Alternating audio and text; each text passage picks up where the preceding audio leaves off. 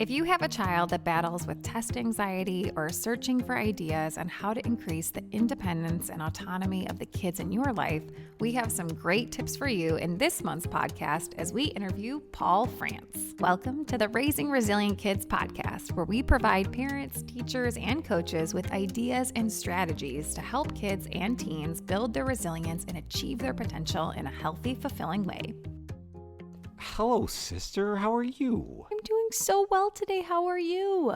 I am excellent. I have some exciting news. You do? Did you buy me something? No, not for years. I think it's been since I last bought you something. Yeah, that was something. I'm glad you brought that up. I wanted to talk to you about that. But have you ever bought me anything? I buy your 3 children things twice a year. Okay, so that is me buying you something. So let's get back to me and why you haven't bought me anything in years. All right, that's true. Well, this is even better than a present I would get for you. Ooh, okay, I'm ready. What is it? We got our first 3 reviews on the podcast. Didn't. We got reviews? You We mean did, people and they were are all actually 5-star. listening? Yep. That's so exciting. People are actually listening. Oh my gosh. Hi, Yes. everyone. Here's my next question, though. Were they good reviews? They were. That's a good question. Okay, yes, good. we actually got. They were all 5-star reviews. Oh my which is exciting. gosh. Wowza. 5 stars. Yeah. Okay. So are you going to read them? I mean, like, what's the plan here? Yeah. Do you want to hear the comments? Okay, Yep, yeah, I'm yep. ready. Let me read the first one. Okay, so we got comments for two of the 3. So the first one was the comment was "Wow" with an exclamation mark. Whoa. I will be recommending this podcast to all my family and friends. It is fantastic. This brother-sister duo is hilarious and was obviously raised by a funny and smart parents. Aw. Based on Tom and Jeannie's wit and charisma, I can only imagine how beautiful and charming their mother is. Okay. Any guesses who that probably was from? See, I was like feeling really good about myself, and then it took that turn. Like the parents thing, I was like, oh, that's lovely and true. We were raised by wonderful parents. And then the mother makes me feel like it was written by our mother. Yeah, I'm sure it was Mom. So thanks, Yeah. Mom, for writing it. Thanks, so I don't know Mom. if we can count that as a legitimate review. I mean, I think it is a legitimate review, and I think we all should just give Mom a huge round of applause for figuring out how to write a review. She's almost 75 years old. that's Go, true. Mom. Yeah, that's true. That's a great point. So the comments on that other 5-star review was, this is a solid podcast that has provided me with several practical ideas to implement and utilize with my own 3 children. Love the 3 coaches question conversation. Keep the episodes coming. And this is from Neil from North Carolina. Neil is a friend of mine, so thank you, Neil, for leaving that review. I greatly appreciate it. Yes, Neil, thank you so much. Thanks for listening. And for those of you that maybe didn't watch episode 3 with Dr. Hennon, she gives that great example of like the 3 coaches, and it is wonderful. So if you haven't listened to that one, you should definitely check it out. Definitely. So huge thank you to both Mom and Neil for the reviews. This really helps us. You know, we believe tremendously in what we're doing. We think this can help a lot of kids out there. So the more reviews we get, the more this reaches more and more people. So Yes. we greatly appreciate that. On that note, sister, I thought, would you want to do a little contest between you and I? A contest? I always want to beat you. So yes, of course I do. Well, you know, anybody out there who knows us knows we don't like the spotlight, don't like, No. asking for things. So I thought we do want podcast reviews because that helps us to reach more people. Yes. So I thought what might be fun Okay. is to have a contest over who can get the most reviews from people out there. Okay. I'm into So this. here's how it would work. If people want to vote for me, and I'll explain what the prize is going to be in a moment, but if people want to vote for me, they can leave us a review. Hopefully it's 5 stars, but whatever you think is appropriate. And then if you leave a comment, and if you want to vote for me, somewhere in that comment, you put Tom and Jeannie. So my name would go first, or brother and sister. As long as Tom or brother's first means a vote for me. Okay. If they want to vote for you, it would be Jeannie and Tom, or sister-brother duo. Okay, In I the like review, this. right? Yeah. Okay. Yeah, in the actual text for the review. Okay, cool. but now let's get to the part that I care about. What is the prize? Okay, so the prize is, I think as some people know from some of our conversations in earlier podcasts, Jeannie lives in California. I live in Illinois. So my mom goes back and forth to, to visit each of us. Yes. So whoever gets the most votes by October 15th of this year Okay. gets mom physically at their Thanksgiving dinner table. Are you kidding me? That's a wonderful prize that I need to win. I love it. I'll get all the grandkids to vote for her to come out here and everything. Yeah, so. I could be in trouble there. I thought that'd be kind of a fun way to do this. I love it. So it is something that's going to go on for a few months, and I think that's a brilliant prize. I am so in. You are going down. Excellent. It is on. All right, so we get into the podcast with Paul. I'm so excited for you to hear from this wonderful person. Here is our podcast with Paul France. We start out every podcast with a question of the month, and this one comes from David, who lives in La Cañada, California. David asks, every time I sit down to take a test, I get nervous and anxious, and I feel like I've forgotten everything that I've studied. Is there anything I can do to try and calm down? So to answer this question is our guest today. He goes by the name of Paul France. Paul is a national board certified teacher with a decade of experience as an elementary school teacher. He's an author, he's a literacy specialist, an adjunct professor, and a keynote speaker. And as if that isn't even enough, Paul started a company called Making Teaching Sustainable, where the goal is to help teachers find balance and preserve their energy budgets. Paul's goal, I love this so much, is to convey one central message. We must teach and learn in the pursuit of a deeper sense of collective humanity, and for no other reason. Paul also happens to be an incredible singer. He's truly one of the most intelligent and deeply caring people I've ever known. And oh yeah, he's my friend. Hi, Paul. Hi, Paul. Paul, I love your goal, which this is written on his website, Tom. I think that goal so sums up who you are, Paul, how smart and passionate and compassionate you are. And so we're just so excited to have you on this podcast today. And I'm so happy to see your face. Well, thank you so much for saying all those very nice things. I'm They're all going to true. crawl under my desk right now. Thank you so much. I appreciate that. I'm happy to be here, and it's so great to see you. And we'll keep all of the incriminating stories from our pasts off the podcast today. How does that sound? Yeah. Paul and I met in college. We do have a lot of things that we would not want to teach children. A lot of things that we did in college that we're not. We were pretty good, actually. We were good. We were good. Yeah. So Paul, you are a teacher. You have so much experience, and I feel like this question perfectly suits you. What advice do you have for David? What can he do prior to that test when he's feeling like he forgot everything, just to kind of calm himself down? Well, the first thing I think is he's not alone. Everyone's feeling that way, right? Everyone gets that anxiety before taking a test. I mean, I personally struggle with anxiety in general. I think one thing first is to remember that feelings are really just feelings, and they happen to us without us having any control over them. So that worry you're feeling when you're sitting down to take the test, it's something, one, that happens to a lot of people, and it's something that you actually have no control over. Feelings just come, right? Yeah. And in my own work with my own anxiety, I had a therapist one time who said, feelings are like waves. When you have a wave come over you, you can't really control the wave coming over you, but you also know that the wave is eventually going to dissipate and go away. So you sort of have to just ride the feeling, let it sort of go through you. Don't try and stop it, right? I think when we try and stop our feelings and we try and push them down and we try to ignore them, they actually get worse. If you ignore anxiety, you ignore worry entirely, I think it actually gets put in the box and it becomes like a pressure cooker and gets worse. But then you find a strategy that helps you process the worry and think through it. And one thing that really helps me is, some people call it box breathing. There's all these different types of breathing exercises you can do. But when you get worried, your nervous system gets flooded, right? And you get all these physiological responses. You get like the heart racing, or some people get their chest starts to tighten, or their hands shake, or they sweat. And that's your nervous system needing to regulate. And so you have to consciously do something to help your nervous system regulate. And breathing is such a great way to do that. My favorite one to do is you take a deep breath in from your belly in through your nose, and you do 1, 2, 3, 4 in, and you hold it for 7 counts. and then you slowly breathe it out for 8 counts. And you just sort of do that repeatedly until you can calm yourself down. So that's what I would do in that situation.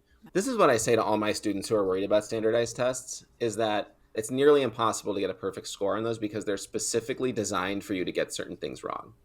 Like they're designed for that. That is the purpose, right? Like they want to see how much you know. Yeah. And so they're going to put questions in there that are too hard for you. So when you come to a question that's too hard for you, don't feel ashamed because you don't know the answer to a handful of questions. They're put there because they know they're going to be too hard for you. They want to create a ceiling for you. So I think you just show up, you do your best, and you're going to end up in the place that you should be in. Whether this is a test for school or whether this is a test for admissions, you are going to end up in the place that you're meant to be in. Absolutely. And Paul, I think that's a great point because it is different. My daughter's a junior, so she took the PSAT this year, and they've changed it now so that if you keep getting a bunch of questions right, they keep giving you harder and harder questions. Or if you get them wrong, they actually give you easier and easier questions. Yeah, they're trying to find your level, essentially. Yeah. Yeah. Sure. Yeah. And it's good for them to know actually what your level is, because then they're going to know what you need to learn next. And that's the whole point of a test, right? It's to figure out what you need to learn next. So it's actually good to get some questions wrong because it tells the teacher or the teachers what you need to learn next. Okay, Paul, so I kind of gave these bullet points about you, but tell us a little bit, about your background. Share with us about your journey after our wonderful years in college. Well, actually, I mean, Jeannie, you were like there when I was switching majors, and you were an elementary ed major for a while. Sure and was. So part of the reason I switched was because I talked with Jeannie about it and I was really interested in it, and I just decided to take the leap. And at first, I think I was interested in teaching because I just really enjoyed connecting with kids. As a camp counselor, I just enjoyed being around kids. But after I started studying learning, I just became fascinated by the learning process. And I think that's what's kept me in teaching for the last, carry the one, like 15 years. It's kind of wild. Like I'm still very engaged by it and still very interested in it. I started teaching in the Chicago suburbs in a very like technology driven district. I left there after 4 years and I ended up in San Francisco, and I was working for an education technology startup company, a network of micro schools dedicated to what we call personalized learning. I was still teaching there, but I was teaching and building technology for the classroom at the same time. Our hypothesis was that if we make these playlists of activities for kids, kind of like a Spotify playlist, right? That would personalize learning for kids and give them what they need. And then that would solve a lot of the problems teachers face with regard to addressing different levels in the classroom and what we call differentiating. What I learned was that theory, it didn't pan out. Our hypothesis was wrong, that by individualizing learning like that, it was unsustainable for me as the educator to create all of that content for kids. But more importantly, it wasn't good for kids because they were working in silos. They were all working on their own things. That is how I came to that final part of my bio that you read, that I believe we should be teaching and learning in the pursuit of a deeper sense of collective humanity, because I saw the detrimental effects of kids working in silos and learning through screens. So what I do now is I work with teachers on humanizing our teaching so that it is more personal for kids. And so personalization to me is not about the individualization of curriculum anymore. It's about making learning meaningful and relevant to kids so they can use what they've learned as tools in their real lives. We want to help teachers work smarter without reducing the quality of education that kids are getting. It's really important that kids are still getting high quality experiences in schools. And I think one of the biggest drivers of that to sustainability in schools is building agency within kids. If we partner with kids, if we partner with learners to sustain learning in our classrooms and we give them responsibility, it makes my job as the teacher a little bit easier. I'm sharing the load, the cognitive load, the physical load, the emotional load, the spiritual load of learning with my kids. And then it's also building independence, it's building autonomy, it's building resilience in them. This idea of building agency is also very resonant with parents, because I have yet to meet a parent out there that's like, yeah, my kid's independent enough. I don't need them to be any more independent. Like, every parent wants their kids to be independent, in part because they want help at home, but also because they know it's best for their kids to learn how to stand on their own 2 feet. that meets the adult need of needing some things taken off our plates sometimes, but it also meets that need of building independent and resilient kids. And so that's really what I focus on now in my work. You talk about the importance of building autonomy and authority in students and building agency in these kids, like you just mentioned. So for the teachers that are listening, how can teachers do this in their classroom? It all starts with knowing your students, right? With having a clear picture of like the current reality of what students can do.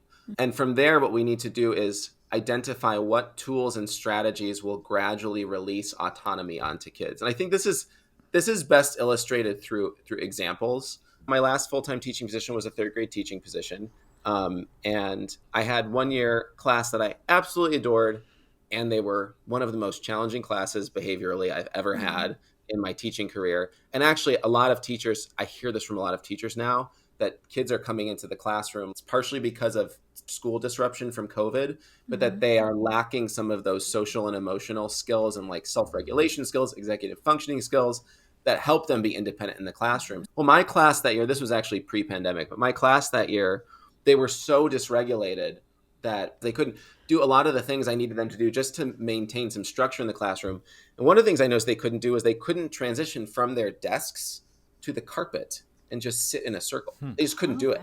Okay. And, you know, a lot of folks might think, oh, by third grade, like they should be able to do that, right? And that's what a lot of us adults fall into. We get so frustrated because we're like, they're 8 years old. They can't sit on the carpet. What's wrong with them? But what we have to do is we have to ask ourselves, well, why aren't the kids doing this, right? They're not actually trying to just make us angry. And in this case, I was like, they must just not know how to stand up from their seat, walk over to the carpet, find their circle spot. And so what I did, and this is, I think, something you can do to start building routines and building independence, is I actually modeled it for them. I literally sat in a seat and I said, this is what you're going to do. You're going to stand up.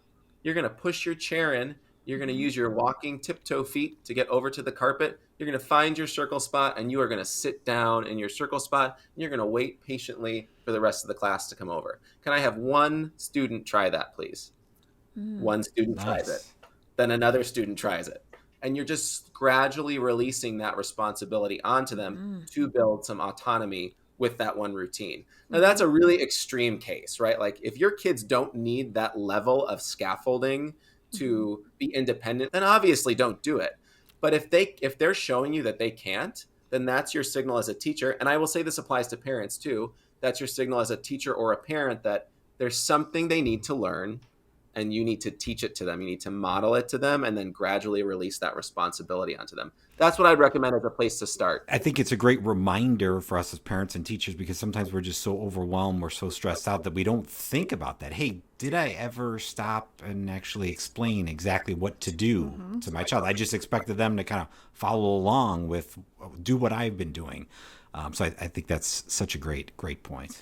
One part of this, of a building agency and giving kids the authority, the ability to be able to do things for themselves in both the classroom and as a parent, I imagine, it does make life more sustainable. In order for us to be able to teach the children in our lives to have resiliency, we have to have that ourselves, and we can only do that when our lives are sustainable and are maintaining some balance. And so for some of the teachers that you work with, what do you talk to them about in order to try and figure out what's sustainable for them? Is it about them? Is it about the classroom? Is it perhaps maybe a blend of both? Yeah, I mean, it is a blend of both because I do think teachers matter as human beings. We want them to be well cared for and healthy and whole coming into their classrooms, because if you have unhealthy and broken teachers coming into classrooms, you're not going to have very pleasant classroom environments. So it is partially about taking care of the teacher. And teachers should be showing up and trying their best every day. There's no room to wiggle there with that part of the argument, but it also does very literally take a village to raise kids, and it's not all on teachers to do that. And so it is up to, I think, us as a collective society to have policies in place, to have proper funding in schools so that teachers have the support and the resources they need. So it is about taking care of the teacher as a human being, but it's also about being effective and efficient in schools, right? There's a lot of things we do in schools that are carried over from very traditional ways of thinking about teaching and learning that actually weren't that effective in the first place. And so that's part of the work that I do too, as I say, well, tell me about why you're saying this thing is causing you a lot of stress, and you're saying Mm-hmm. this thing is taking up a lot of your time. Let's talk about why you're doing that. Like, why are you doing that? And a lot of times through that questioning, teachers will come to the realization on their own that they're just doing it because it's something they were told to do or because they've always been doing it, Mm-hmm. and not because it's grounded in authentic purpose. And one of those things, and I'm going to be really mindful of how much I talk about this because this is like my soapbox that I just one of the Get on things that soapbox, Paul. one of the things in school is grades. You know, Mm. a lot of people don't stop to think about where grades came from, why we use them, and the detrimental effect they have on so many kids. I mean, to bring it back to the beginning, I mean, David, why is he feeling so worried and anxious? It's not because David's a worried and anxious person. It's because we have a whole system that is set up to punish you if you don't know everything on the test. There's this whole system of consequences set up that make kids afraid to make mistakes in school. And in order to learn, you have to make mistakes. We don't realize that something like grading is making so much of what we do unsustainable. And if you really start to think about it and you really start to think about, well, why am I grading? It's like, well, I need to hold them accountable. Well, are there other ways to hold them accountable that don't require putting a letter on them? Paul, do you have any examples of how you held kids accountable in your classrooms without the grades? I'm a big believer in creating classroom agreements with kids. So I like to start the year by saying, and you parents could do this at home too. This is like all these things. I'm like, parents, like if you're really feeling ambitious and you want to be like teacher dad or teacher mom, like you could do all of these things, especially if you have several kids, right? Like you could totally do this stuff. So we generate like a list of, or every kid generates rules they think we should have in our classroom, right? And so we generate all these rules and then we start to group them and we end up taking all of those and basically synthesizing them into classroom agreements. And so the reason behind doing that is one that you kind of get a read on what kids think is acceptable and unacceptable in a classroom, but then also they've had a hand in actually creating those agreements. So when it comes time to offer a consequence, you can say, "Hey, we had a class meeting about this and you all signed this thing and you all said that this is what you wanted your classroom to be like." And so that's a way, like creating something together and having sort of an external agreement. It's not because I said so, right? It's because we said so, and you're violating that now. It allows kids to really take ownership of their behavior because they have ownership of the rules that are made. And it's interesting too, because I feel like there's this really big movement now to give kids more agency and to give them more autonomy and all that sort of thing, which is great. I'm totally on board. Obviously, I write about this stuff, right? I'm totally on board with that. The problem is that it gets so misinterpreted, right? And people hear student agency or child agency or autonomy or kids should be able to make choices. And they think that they immediately go to this other end of the spectrum that is no boundaries, no structure, like kind of a free for all sort of situation. And I see this now. Teachers are worried to like be mean or be strict or establish boundaries or hold kids to boundaries. And that actually ends up having adverse effects. Kids actually really crave structure. There's this phrase I just absolutely love, and it's chaos is trauma, structure is healing. And kids crave structure because it makes them feel psychologically safe. Like they know what to expect. They know what's coming. It gives them a framework within which to work. And then suddenly they're settled and going, oh, I know what to expect. I know what's next. I know what to do. And then when unexpected things come up, their nervous systems don't get out of whack because they go, oh, I know where I am. I know it's coming. That was unexpected, but I know what's happening around me. Can I be like a real nerd for a second? Yes, always. I'm like a self-proclaimed word nerd, and I think our words matter so much, and understanding what our words mean and where they come from matters so much. And so I really quickly looked up the etymology of the word resilience because I was like, this word, like we're using this word a lot. What does this word actually mean?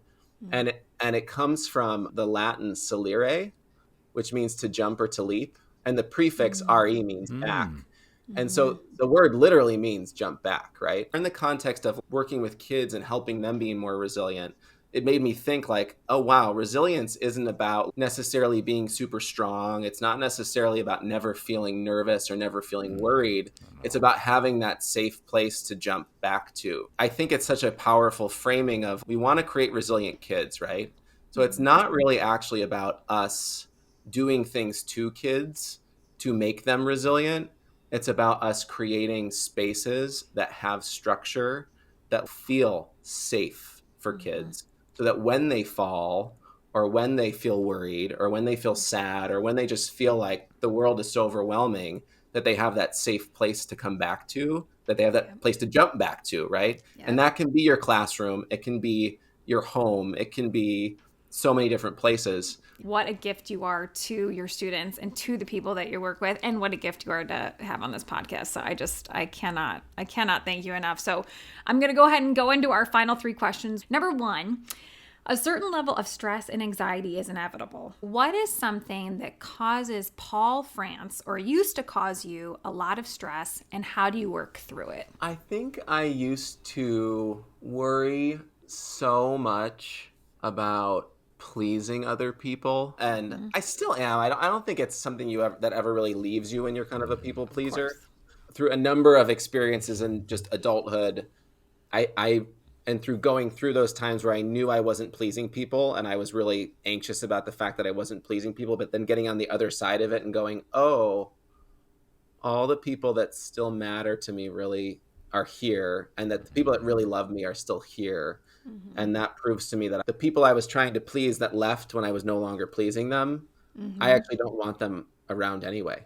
So it doesn't cause me as much stress anymore, because I Yeah. also just feel better when I'm standing in my own shoes and I feel like I'm walking through the world with a sense of integrity. I Mm-hmm. just feel more settled. And I Yeah. didn't realize I was going to feel that way Yeah. until I tried it. Totally agree. Okay, question number 2. We like to remind kids that failure is a necessary part of life, and even people as highly accomplished as yourself, you have had failures that you've had to work through. So, can you share with us a failure you've had in life and what it taught you, or what good came out of it? Well, I mean, being a writer, it's about 95% failure. I think what it comes back to is like your failures, I think, teach you what's really important to you. Because if Mm-hmm. writing wasn't that important to me and if teaching wasn't that important to me, I would have quit a long time ago. Because, I mean, even just being a teacher, you just fall on your face all the time. And I think that those moments teach you what really matters to you, right? With writing, it's like, you know, what matters to me is that what I'm saying is making at least some impact, right? And so even if it's one person that it makes an impact on, it's like Mm-hmm. that's great. Love that answer. Me too. Me too. All right. And our last question. So let's say a parent is, tucking their kiddo in at night, or a teacher or a coach. They have a couple minutes at the end of class or the end of practice, and they want to share just a quick clip from this podcast with their kids. For you, what is the main lesson? This is whether you said it already or not, that you want to leave with us that they could play for their kids. The one that pops into my head first is the feelings are waves Yeah. lesson. I wish someone would have said that to me when I was a kid. Mm-hmm. I think those little analogies like that are really concrete and it's like it's a metaphor in a way, right? Like, Yeah, but it it's really is. concrete for kids. I think those things are so important, and I think they're important because we need to teach kids that like these things are just going to happen, and that like, hey, I'm here to sit with you while I can't take the sad away, but I Mm-hmm. can be here with you while you're sad. And I think kids need to hear that over and over and over again, Yeah. always. Paul, if people want to take a look at the stuff that you're writing, or learn more about the stuff that you're doing, where would they go? What should they do? Yeah. So if you're a teacher and you want to learn more about the work I'm doing in classrooms, you can go to maketeachingsustainable.org, and that has just information on what I do, information about me. That also has links to just all of my other work, any articles I've published externally, or any of my books. And also, I'm on social media. I'm on Instagram and Twitter at Sustain Teaching. That's SUSTAIN, then teaching. And yeah, those are the 2 best places to learn more about me. Great. We can link that all in the show notes. Yes, Great. we absolutely will. Paul, I appreciate you. You are just such a wonderful human, and thank you so much for your time today, and thank you for being you. Oh, Thank you, Paul. Thanks for having me. I really appreciate it. Okay, do I have the best friends, or do I have the best friends? You do. I mean, I surround myself with people that are infinitely smarter than me. I just love Paul. I literally sit and I just marvel at his intelligence and what he has done for his students, and then what he's built his business to, and he's just the greatest. Agreed. Lots of great stuff in that. Yeah. So tell me, what was something about the conversation that, that stuck with you? The one thing that really stuck with me was this creating a space. So, talking about resilience is about creating spaces that kids can kind of fall back to. Yeah.